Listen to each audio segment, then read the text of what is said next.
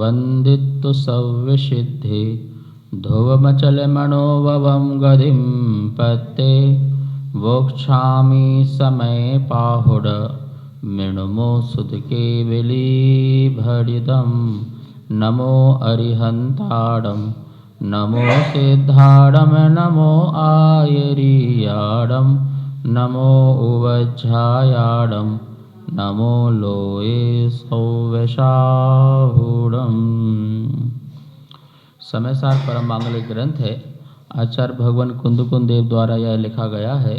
ईसा पूर्व प्रथम शताब्दी में प्राकृत भाषा में है, आध्यात्मिक शैली है। भगवान महावीर स्वामी की वाणी को प्रस्तुत किया है।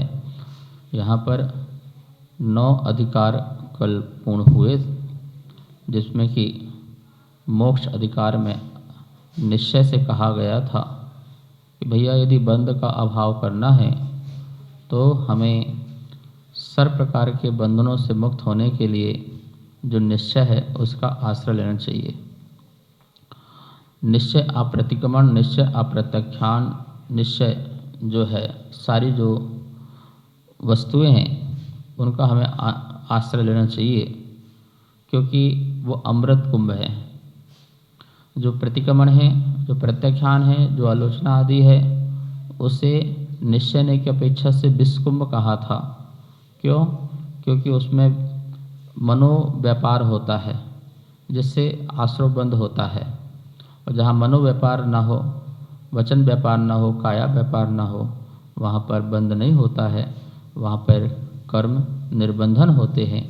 इस प्रकार से निश्चय का आश्रय लेकर के जो आधारणा है, अपरिहार है, अप्रतिसरण है, अप्रतिक्रमण है, अनिवृत्ति है, अनिंदा है, अग्रह है, उसे स्वीकारना चाहिए। प्रतिक्रमण का अर्थ बताया था कि पूर्वकृत कर्मों का, जो हमने पूर्व कर्म किए हैं उनका पश्चाताप करना, ये मिथ्या हो ऐसे भाव रखना प्रतिक्रमण है। प्रतिशरण जो है, सम्यक्त आदि जो गुण हैं उनका आश्रय लेना प्रतिशरण है। मिथ्यात आदि जो है उनका अभाव करना परिहार है। और पंच परमेष्टि आदि का अवलंबन लेना, आत्मा का अवलंबन लेना, नमस्कार मत का अवलंबन लेना धारणा है। बाह्य आडंबरों से, विषय भोगों से अपन को बाहर अलग होना निवृत्ति है। आत्मा में किए हुए दोषों का तत्काल आलोचना करना निंदा है, और गुरु के समक्ष करना गर्ह है। ये सभी के सभी शुभ उपयोग रूप से हैं, लेकिन मुझे प्रतिक्रमण करने की, प्रतिसरण करने की, परिहरण करने की, धारणा करने की, निवृत्ति की, निंदा की और गर्ह की जरूरत ही न पड़े, और मैं अपने शुद्ध स्वभाव में स्थिर रहूं। यदि इस भाव से करता हूं तो निश्चय से मैं अप्रतिक्रमण रूप हूं। इतना ही ध्यान रखना। ज्ञानी के भी अप्रतिक्रमण होता है और अज्ञानी के भी अप्रतिक्रमण होता है। और अज्ञानी अप्रतिक्रमण जो प्रतिक्रमण ही नहीं करता है, जो आलोचना ही नहीं करता है, उसका भी अप्रतिक्रमण है, उसका बंध का कारण है, और वो नियम से संसार में दुख का कारण है। आज से अपन सर्व विशुद्ध अधिकार जो है पढ़ेंगे। जो 10वां अधिकार है वो सर्व विशुद्ध अधिकार है, उसको देखते हैं। गाथा नंबर जो है 308 नंबर की जो गाथा है वहाँ से प्रारंभ करते हैं। दव्यम चा उपज्जयी गुणेहिम तम देहिम जानसु अनन्नम जहे कड़यादिहिम दो पज्जेहिम कड़यम अनन्नमिहि दवियम चम उपज्जयी गोड़ेहिम तम तेहिम जानसो अनन्नम जह कड़यादिहिम दो पज्जेहिम कड़यम अनन्नमिहि। है जगत में कटकादि किन्हों से सुवर्ण अनन्य जो जिन गुणों में जो द्रव्य उपजे उनसे जान अनन्य त्यों। द्रव्यम च उपजयी गुणेहिम, जो द्रव्य जिन गुणों से उत्पन्न होता है, तम देहिम जानसु अनन्यम, उसे उन गुणों से अनन्य जानो। जह कणयादिहिम तुपज्जेहिम, जैसे कणा आदि पर्यायों से कणयम अनन्य में सोना अनन्य है। यहाँ पर उदाहरण के माध्यम से कण कनक सोना, जैसे सोना और सोने का जो पीत गुण है, पीला गुण है, और उसकी जो अब पर्याय है पीत रूप से, तो वह उससे अभिन्न है। क्या है? अभिन्न है। मतलब जो पीत है वो गुण नहीं है, वो पर्याय है। और सोने का जो रूप रस गंध वर्ण, वर्ण भी है ना, रूप रस गंध वर्ण, तो जैसे पीला नाम का गुण है तो उसकी पर्याय भी कैसी है? पीली है। तो वो गुण जो है क्या द्रव्य से भिन्न है? क्या द्रव्य से अलग है? क्या उसे अलग किया जा सकता है? जैसे ज्ञान गुण और ज्ञान की पर्याय मति ज्ञान, शुद्ध ज्ञान, अवधि ज्ञान, मन पर ज्ञान, केवल ज्ञान, ऐसी 5 पर्याय हैं। शुद्ध पर्याय कौन सी है? केवल ज्ञान पर्याय है, ठीक है ना, और बाकी चारों अशुद्ध पर्याय हैं। तो कह रहे हैं कि जैसे सोना और सोने का पीतपना, उसको उससे भिन्न नहीं किया जा सकता, वो अनन्य है। अनन्य मतलब अन्य नहीं है। भिन्न और अन्य में अंतर होता है। आत्मा और शरीर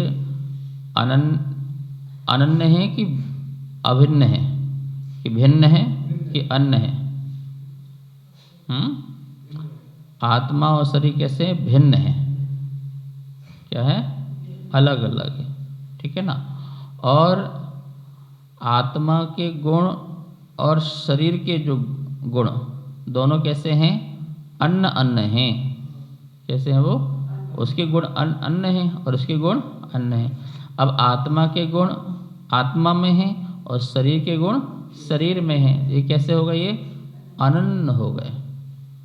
जो एक दूसरे से अलग नहीं रह सकते वो अनन्य कहलाते हैं। आत्मा से ज्ञान गुण अलग नहीं हो सकता है, उसकी ज्ञान की पर्याय अलग नहीं हो सकती हैं। ऐसे ही जो स्वर्ण है, स्वर्ण का जो पीत गुण है और उसकी पर्याय पीली है, वो उससे अलग नहीं हो सकती है। वो उसका जो है अपनी प्रॉपर्टी है।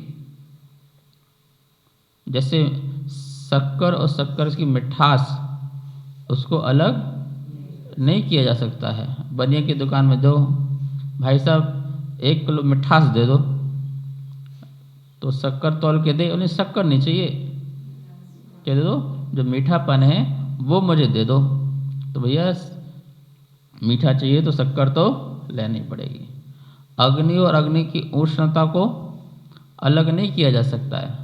अग्नि और उष्णता ही तो उसका लक्षण बन रहा है, स्वभाव बन रहा है कि भाई इसका स्वभाव क्या है? गर्मपना इसका स्वभाव है। जल की शीतलता को कैसे हटाओगे? जिस शीतलता उसका स्वभाव है। ऐसी आत्मा का जानना और देखना क्या है? स्वभाव है। तो मुझे किसी ने बनाया नहीं, ये मेरा परिणाम है। यहाँ ये कहना चाह रहे हैं, जब मुझसे कोई चीज़ अनन्य है, अलग नहीं की जा सकती है, तो मुझ में कोई चीज़ डाली भी नहीं जा सकती है। मुझ में कोई चीज़ डाली नहीं जा सकती है और ना ही निकाली जा सकती है। यदि निकाली जा सकती है तो फिर वो अनन्य नहीं है। अन्य मत में कहते हैं ज्ञान शून्य आत्मा शुद्ध आत्मा है। ज्ञान से जो शून्य हो गई, जब ज्ञान से शून्य हो जाएगी तो आत्मा कहाँ रहेगी? वो तो जड़ हो जाएगा, जड़ पदार्थ हो जाएगा। क्योंकि ज्ञान तो आत्मा का लक्षण है। आत्मा को चैतन्य बोलते हैं तो किसके कारण बोलते हैं? क्योंकि ये जानता है, जाननहार है, ये जान सकता है, इसलिए इस आत्मा को चैतन्य बोलते हैं। जब जाननहार ही बंद हो जाएगा तो चेतनतापन समाप्त। ठीक है। अब यहाँ पे जितने वस्तु देख रहे हैं तो क्या वो हमको देख पा रहे हैं, सुन पा रहे हैं क्या? जो पुद्गल द्रव्य दिख रहे हैं यहाँ पर जितने हैं, अजीब द्रव्य आदि हैं, क्या वो हमको देख पा रहे, सुन पा रहे क्या? अरे देखेंगे सुनेंगे तभी ना, जब उन्हें ये पता होगा कि ये कोई वस्तु है। उन्हें तो अपने मैं कौन हूँ उन्हें ये भी नहीं पता। क्यों? क्योंकि वो चैतन्य शून्य है, ज्ञान शून्य है। समय सार में अष्टपावण में गाथा आई है। तो किसको देख करके क्रोधित होता है, किसको देख करके रागी देसी होता है? तो वह तू क्रोध किसको हो रहा है, गुस्सा कर रहा है तू? बोले फलाने व्यक्ति कर रहा हूँ। अच्छा, तो फलाना व्यक्ति में तुझे क्या दिख रहा है? उसका चेहरा दिखाई दे रहा है, रूप रंग दिखाई दे रहा है। तो वो चेहरे को पता ही नहीं कि कोई मुझ पर क्रोध कर रहा है। उस आँख नाक कान को पता ही नहीं है कि मुझ पर कोई रुष्ट हो रहा है। क्यों? क्योंकि वो तो पुद्गल के पिंड हैं। वो तो क्या है? पुद्गल के पिंड है, स्कंद है। और उन स्कंद को तो पता ही नहीं, क्योंकि स्कंद तो ज्ञान शून्य है। ठीक है ना? इसलिए जिसको वो क्रोध कर रहा है वो तू नहीं है, पहली बात तो। और जिस पर क्रोध कर सकता है वो नहीं कर सकता, वो तू है। जिसको वो देख करके क्रोध कर रहा है वो पुद्गल है। और जिसको देख करके नहीं कर सकता है वो तू है। तो तू मजे में रहना, तू तो खुश रहना कि भाई तू जैसे देख रहा है वो मैं नहीं हूँ। ठीक है? ये उसके लिए नहीं, ये तुम्हारे लिए भी है कि तुम भी इसी प्रकार से दूसरों में भी ये देखो, जानो, समझे ना?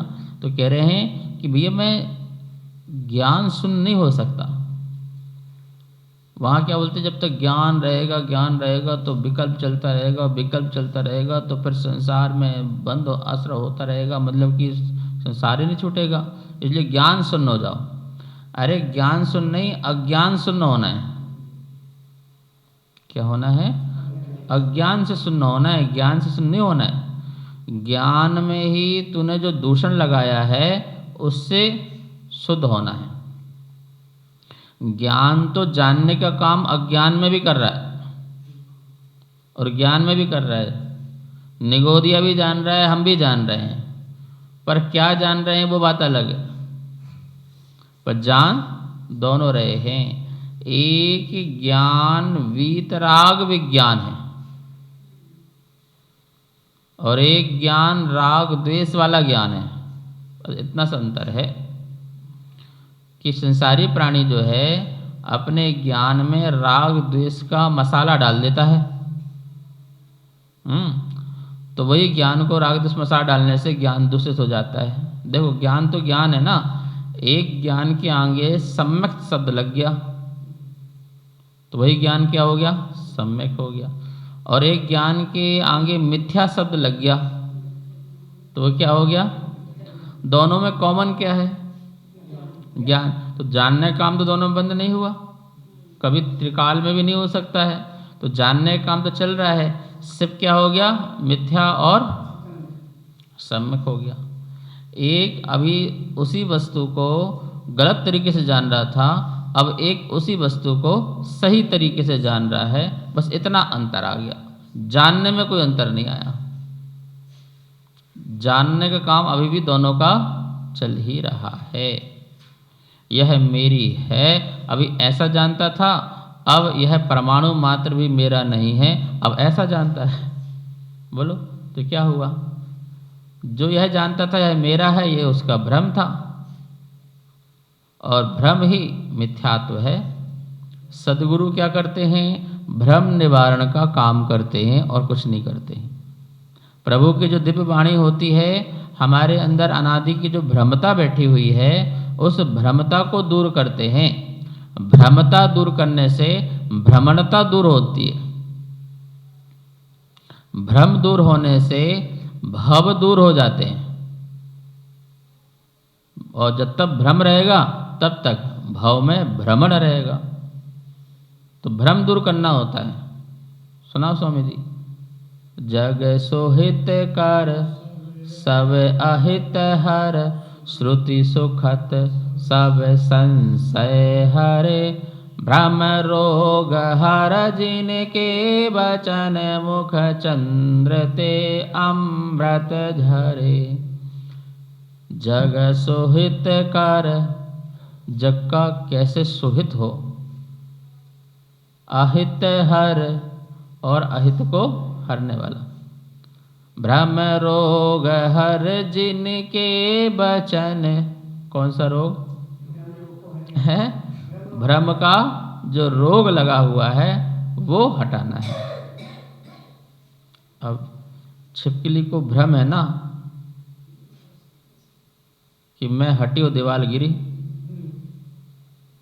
तो मैं जो यहाँ रह रहे हैं प्राणी दो पैर वाले, उनकी मैं रक्षा कर लूँ तो ऊपर लटकी रहती है। ये रूपक है। कहने का मतलब है कि ऐसे कितने लोग हैं जो भ्रम में रह रहे हैं। कितने मतलब सारे मिथ्या दृष्टि भ्रम में है। यह मेरा है, मैं इसका हूँ, ये है तो मैं हूँ, नहीं ये नहीं है तो मैं नहीं हूँ, इस प्रकार के भ्रम बैठे हुए हैं। ठीक है ना। वो ज्ञान कैसा हो गया? मिथ्या हो गया।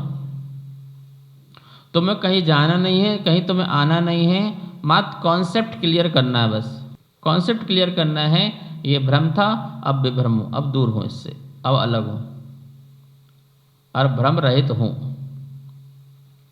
ठीक है ना। तो ये भ्रम का जाल बड़ा खतरनाक जाल है। इस जाल से हमें छोड़ना ही हमारे लिए सम्यक ज्ञान काम करता है। ठीक है। तो ये कहना चाह रहे हैं कि जो जानना है वो मेरा अनन्य है। मैं जिस भाव में रहूं, जिस पर्याय में रहूं, अनादिकाल से अनंत काल तक मेरा जानना अनन्यपना रहेगा, अन्नपना नहीं रहेगा। मैं ज्ञान शून्य नहीं हो सकता हूँ, ज्ञान से अलग नहीं हो सकता हूँ। ठीक है। जो बुद्ध मत वाले हैं बोलते ज्ञान शून्य, बोले शून्य हो जाओ, बिल्कुल शून्य हो जाओ, शून्य हो जाओ, तुम्हें बिल्कुल आत्मा का ध्यान होगा, शून्य हो जाइए। शून्य का मतलब वहाँ पर ये नहीं है कि ज्ञान शून्य हो जाओ। हमारे यहाँ बोलते शून्य हो जाओ। शून्य का मतलब क्या? मतलब संसार संबंधी जितने भ्रम जाल चल रहे थे उससे क्या हो जाओ। जितना तुम्हारे अंदर विपरीतपना चल रहा था, संशयपन चल रहा था, अनध्यवसायपन चल रहा था, उससे क्या हो जाइए आप? बिल्कुल शून्य हो जाइए। संशय, विपर्य, अनध्यवसाय, इन तीन से रहित ज्ञान को सम्यक ज्ञान कहते हैं। वही शून्य रहित है अवस्था। संशय नहीं होना, ये सही है वो सही, ये सही वो सही है, संशय नहीं, निर्णय होना। और निर्णय भी सच्चा ही होना। ऐसा नहीं कि उल्टे का निर्णय कर लेना, हाँ ये सही है, ऐसा नहीं। वस्तु स्वरूप का सही निर्णय होना, संशय रहित होना ज्ञान। विपरीत नहीं होना, उल्टा नहीं होना, उल्टा निर्णय नहीं कर लेना, तो विपरीत रहित भी होना। अनध्यवसाय में हाँ कुछ तो है, ऐसा भी नहीं है तो, पर क्या है ऐसा भी नहीं है, तो कुछ तो है पर क्या है ऐसा नहीं। तो संशय भी नहीं है, विपरीत भी नहीं है, पर अनध्यवसाय है। संशय क्यों नहीं है? कि कुछ तो है, निश्चित है। ठीक है ना। पर विपरीत भी नहीं है क्योंकि उल्टा भी नहीं बोल रहा। पर क्या है? ये इस संशय नहीं है। क्या है? निर्णय नहीं है, इसका निर्णय नहीं है। तो ये अनध्यवसाय है। क्या है? जैसे कोई वस्तु तुमको टच करके गई, टच तो हुई है, ये तो निश्चित है, पर क्या है ये नहीं पता, ये अनध्यवसाय।